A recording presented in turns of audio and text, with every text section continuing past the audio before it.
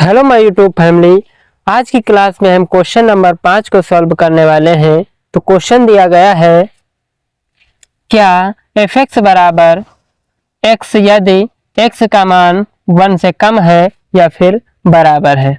दूसरा फंक्शन दिया गया है 5 यदि x का मान 1 से क्या है ज्यादा है। द्वारा परिभाषित फलन x बराबर 0, x बराबर 1 तथा x बराबर 2 पर संतत है। इसको हमें चेक करना है x बराबर 0 पर और x बराबर 1 पर और x बराबर 2 पर। इन तीनों वैल्यू पर हमें चेक करना है कि जो फंक्शन दिया गया है ये संतत है या फिर असंतत है। तो इस क्वेश्चन को सॉल्व करने के लिए हमें थोड़ा सा ध्यान रखना होता है, क्योंकि ये क्वेश्चन जो है कि सभी क्वेश्चनों से अलग सॉल्व होता है, यानी कि थोड़ा सा इसमें दिमाग लगाना पड़ता है। तो इसलिए वीडियो में बने रहिएगा, वीडियो को पूरा देखिएगा, जिससे कि क्वेश्चन बिल्कुल आसान तरीके से आप लोगों को समझ में आ सके। चैनल पर पहली बार आए हैं तो चैनल को सब्सक्राइब करिए और वीडियो को अभी तक लाइक नहीं किया है तो वीडियो को लाइक करिए। तो क्या दिया गया है यहाँ पर, पहले तो हम इस पे चेक करेंगे इसको x बराबर 0 पर। जब हम x बराबर 0 पर चेक करेंगे तो लिखेंगे x बराबर 0 पर संतत की जांच। यहाँ पर जो अभी तक क्वेश्चन सॉल्व किए हैं उसमें केवल हम जो सूत्र प्रयोग करते थे वो ये वाला सूत्र होता था।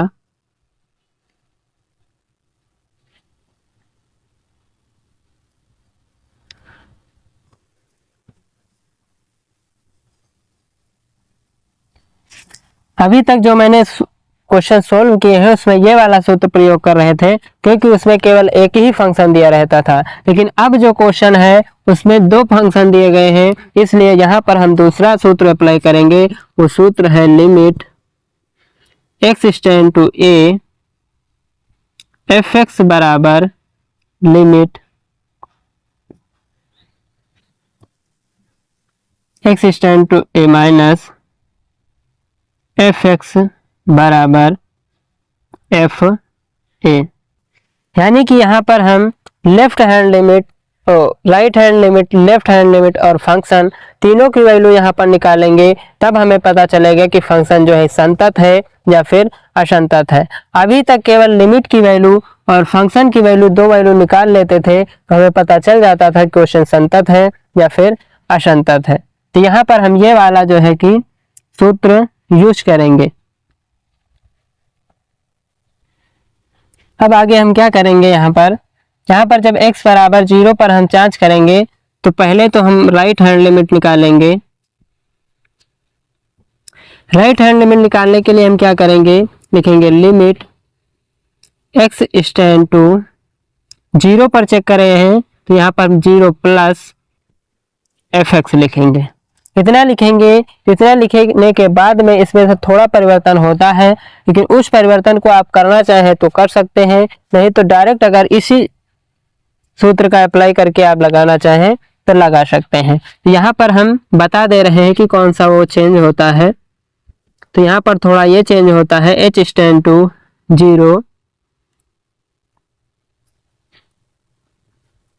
f(0) plus h। इतना थोड़ा सा चेंज होता है, तो इसलिए या तो ये वाला प्रयोग कर सकते हैं या फिर ये वाला प्रयोग कर सकते हैं। अब हम यहाँ पर चाहे तो ये वाला प्रयोग करें चाहे तो ये वाला, लेकिन हम ये वाला प्रयोग यहाँ पर करेंगे। तो लिखेंगे हम limit x tend to 0 plus, जहाँ पर f(x) दिया गया है तो यहाँ पर हम फंक्शन लिखेंगे। फंक्शन हम कौन सा लेंगे, ये वाला लें कि ये वाला लें। जब हम x बराबर 0 पर, एक ऐसा ही क्वेश्चन ये वाला है कि इसमें हम 2 पे हम लेते हैं केवल एक पहला फंक्शन, और बाकी जब हम 1 पर चेक करेंगे तो दोनों फंक्शन लेंगे। लेकिन x बराबर 0 और x बराबर 2 पर जब हम चेक करेंगे तो दोनों में यही फंक्शन लेंगे। एक ऐसा यही क्वेश्चन है जिसमें हम केवल एक फंक्शन लेते हैं। तो इसमें हम क्या करेंगे, ये वाला फंक्शन लेंगे। तो लिखेंगे x, हमें मिल गया। अब जहां पर x है वहां पर हम 0 को क्या करेंगे, पुट कर देंगे। तो जब हम 0 को पुट कर देते हैं तो क्या करेंगे, हम ये वाली लिमिट लिखना हम छोड़ देंगे। तो यहाँ पर हम जब 0 पुट करेंगे तो हमें 0 आंसर मिलेगा। जब 0 आंसर मिलेगा तो हमें अब राइट हैंड लिमिट यानी कि 0 आई है। अब हम कौन सी निकालेंगे? अब हम लेफ्ट हैंड लिमिट निकालेंगे। जब लेफ्ट हैंड लिमिट निकालेंगे तब देखते हैं उसमें क्या आंसर आता है। लेफ्ट हैंड लिमिट निकालने के लिए हम क्या करेंगे? लिखेंगे limit x tend to 0 minus fx। यहाँ पर भी ये चेंज किया जाता है, लेकिन हम यही वाला सूत्र अप्लाई करेंगे, बस इसमें यहाँ पर माइनस हो जाएगा और राइट हैंड में यहाँ पर प्लस है। तो यहाँ पर हम यही वाला फंक्शन लेफ्ट हैंड लिमिट में भी लेंगे। तो यहाँ पर हो जाएगा limit x tend to 0 minus x। जहाँ पर x है वहाँ पर हम क्या करेंगे? इस लिमिट को पुट कर देंगे। जब लिमिट को हम पुट करेंगे तो हम लिमिट को लिखना छोड़ देंगे। तो हमें कितना मिला? राइट हैंड लिमिट में 0 मिला है और लेफ्ट हैंड लिमिट का मान भी 0 मिला है। अब हम क्या करेंगे? फंक्शन की वैल्यू निकालेंगे, यानी कि fx की वैल्यू निकालेंगे तो कितना मिलेगा? यहाँ पर x के स्थान पर हम 0 पुट करेंगे तो x f0 बराबर 0, यानी कि इसकी वैल्यू भी हमें 0 ही मिली है। तो यहाँ पर हम लिखेंगे LHL बराबर RHL बराबर f0, यानी कि तीनों वैल्यू क्या हैं? बराबर हैं, इसलिए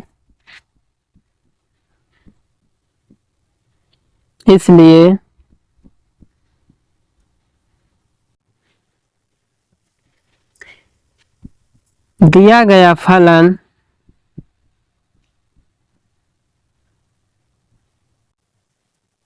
x बराबर 0 पर संतत है।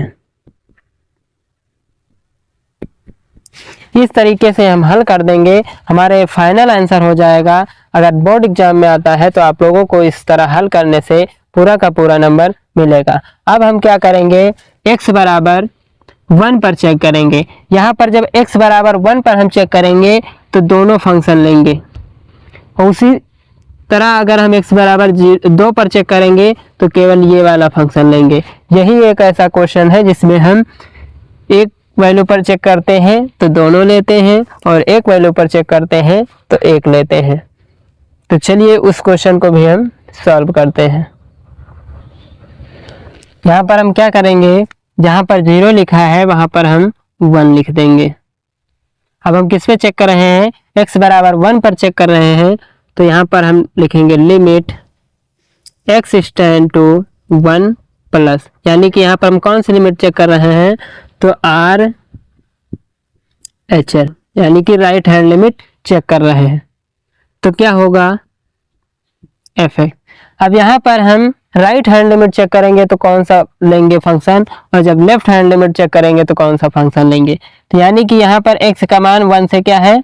बड़ा है, और यहाँ पर 1 से x का मान क्या है? छोटा है। जब छोटा वाला हम लेंगे तो लेफ्ट हैंड लिमिट के लिए लेंगे, और जब बड़ा वाला लेंगे तब राइट हैंड लिमिट के लिए लेंगे।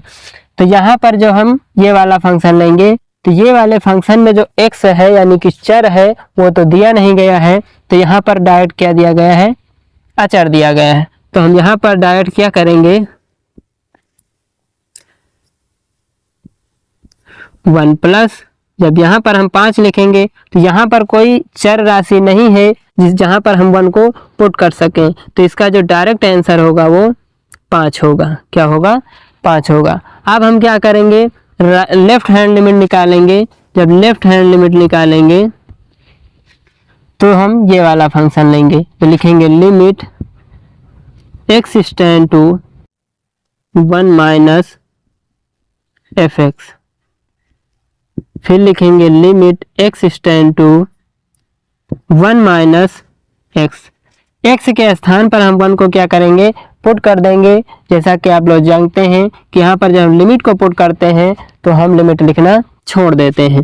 तो यहाँ पर क्या मिलेगा? हमें 1 मिलेगा। अब जो राइट हैंड लिमिट और लेफ्ट हैंड लिमिट दोनों यहाँ पर बराबर नहीं है, तो इसलिए ये फंक्शन क्या होगा, असंतत होगा। अभी हम जो है कि फंक्शन की वैल्यू निकालेंगे, तो फंक्शन की वैल्यू में भी यही वाला हम लेंगे। तो यहाँ पर हम 1 पुट करेंगे, तो यहाँ पर 5, यहाँ पर 5, यहाँ पर 1 आएगा फंक्शन की वैल्यू। तो जब तीनों बराबर होती है तभी फलन संतत होता है, जब तीनों वैल्यू बराबर नहीं होती है तो फलन संतत नहीं होता है। तो यहाँ पर इसका हम क्या लिखेंगे, LHL नॉट इक्वल RHL। इसलिए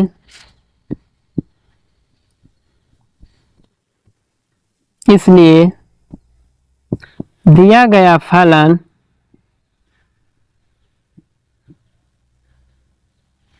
x बराबर 1 पर संतत नहीं है। इस तरीके से हम इस क्वेश्चन को बिल्कुल आसान तरीके से सॉल्व करते हैं। अब हम किस पर चेक करेंगे, x बराबर 2 पर चेक करेंगे। तो इसी तरीके से जैसे पहले मैंने चेक किया था, इसमें हम दोनों फंक्शन लेंगे। जब x बराबर 2 पर हम चेक करेंगे, तो अभी मैंने लिया है x बराबर जब 1 पर चेक किए हैं तो दोनों फंक्शन लिए। x बराबर 0 पर जब चेक किए थे तो केवल एक फंक्शन लिए थे। उसी प्रकार से जब x बराबर 2 पर हम चेक करेंगे तो केवल ये वाला फंक्शन लेंगे। जब ये वाला हम फंक्शन लेंगे तो आंसर कितना आएगा, डायरेक्ट ही कर सकते हो। यहाँ पर हम 2 पुट करेंगे तो 2 आएगा, लेफ्ट हैंड लिमिट निकालेंगे तो 2 आएगा, जब फंक्शन की वैल्यू निकालेंगे तो 2 आएगा। यानी कि right hand limit, left hand limit तीनों क्या है, और फंक्शन की वैल्यू, तीनों वैल्यू क्या आएंगी, बराबर आएंगे। तो x बराबर 0 पर और x बराबर 2 पर फलन संतत होगा और x बराबर 1 पर फलन संतत नहीं होगा। यही हमारा फाइनल आंसर होगा। आशा करता हूँ आप लोगों को ये क्वेश्चन बिल्कुल आसान तरीके से समझ में आ गया होगा। अभी तक चैनल को सब्सक्राइब नहीं किया है तो चैनल को सब्सक्राइब कर लीजिए, जिससे कि आने वाली वीडियो का नोटिफिकेशन सबसे पहले आप तक पहुंच सके।